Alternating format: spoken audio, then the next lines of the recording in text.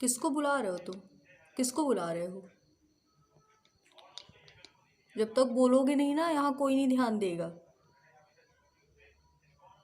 हाँ तो इशारे के अलावा मुंह से भी बोलो।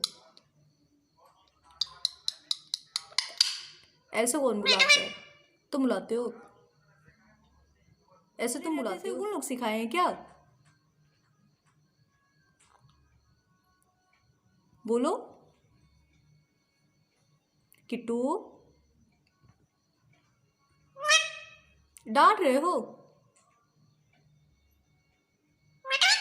तुम डांट रहे हो? मिट्ठू नहीं, किट्टू बोलो। किट्टू। तुम्हारा नाम क्या है? मोटी भी है। किट्टू तुम क्या बोलते हो ना, मेरे को समझ में नहीं आता कुछ कुछ।